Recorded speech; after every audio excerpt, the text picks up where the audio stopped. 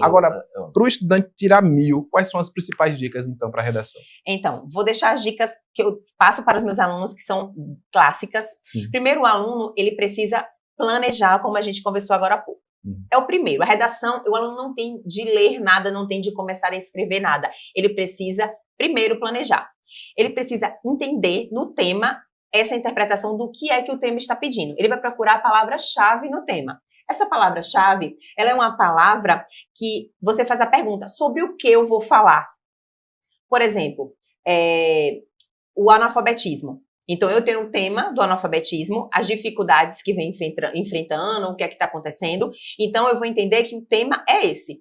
Ele é a palavra-chave. Ele precisa estar em todos os parágrafos do texto, para não haver tangenciamento. Tangenciamento é que você continua no tema, mas você, em alguns momentos, foge. Dá uma desviada. Dá uma desviada, mas continua falando sobre ele. Só que você não fala sobre os recortes do tema. Então, por exemplo, a importância da alfabetização para jovens e adultos no Brasil. A importância é o recorte. O meu aluno precisa entender que ele tem de falar sobre a importância. Ele diz, mas como é que eu vou resolver o problema que é obrigatório? Ele precisa problematizar. Sim. Então, no D1, ele diz que é o desenvolvimento 1, que a gente chama, segundo parágrafo, ele vai falar sobre o que é que a alfabetização é importante para jovens e adultos. Essas pessoas que já deveriam ter saído, no caso da escola, formado e ainda não fizeram por inúmeros motivos. Então, ele vai argumentar sobre a importância. No D2, ele vai encontrar problemas. Por que essa importância não é dada? Porque a alfabetização ela não tem sido realizada para jovens e adultos como deveria. Então, o que é que vai acontecer? Esse aluno, ele vai encontrar. Eu dou uma dica do DEMOAI. O que é DEMOAI? D é desigualdade social, E é egoísmo, M é maldade humana, O é omissão estatal ou omissão do Estado, A é antigos pensamentos e I é invisibilidade. São argumentos chaves que você pode encaixar em todos os temas do Enem. Não são todos. Esses demo aí, que são os argumentos. Mas um deles, pelo menos, vai servir para a sua argumentação. Então, você decorando, fica de uma forma mais fácil de você conseguir construir isso. O aluno ele tem que estar atento ao CDA, que eu chamo, que é a técnica CDA. É a crítica principal, é o que eu acho sobre a alfabetização.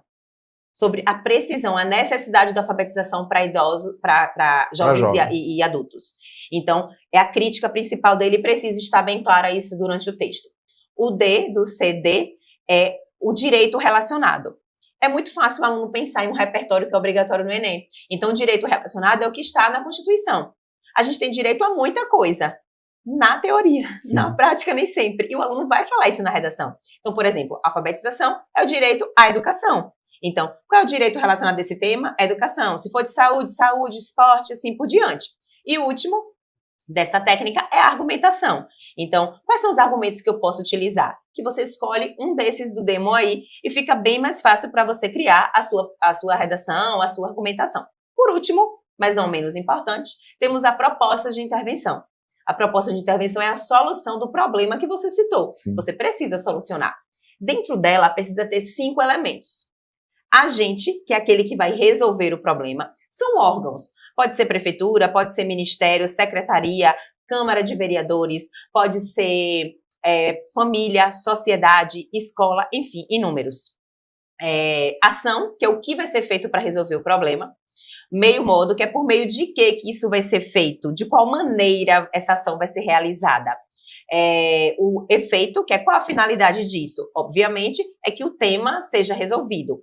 E, por último, o detalhamento, que é uma nova informação sobre qualquer um desses elementos. Inclusive, por exemplo, que isso é muito claro pela cartilha do Enem, você dizer o que é que o agente faz. Por exemplo, o Ministério da Educação, órgão responsável por gerir a educação no país. E assim por diante. Então, você pode ter um detalhamento explicativo, que é esse que eu acabei de dizer, e pode ser um exemplificativo, que você vai dar um exemplo. Por exemplo, assim como acontece na Finlândia, que tem a melhor educação do país, porque é inclusiva. Então, você faz essa comparação. Esse é exemplificativo. E o Enem, ele aceita qualquer um desses dois detalhamentos.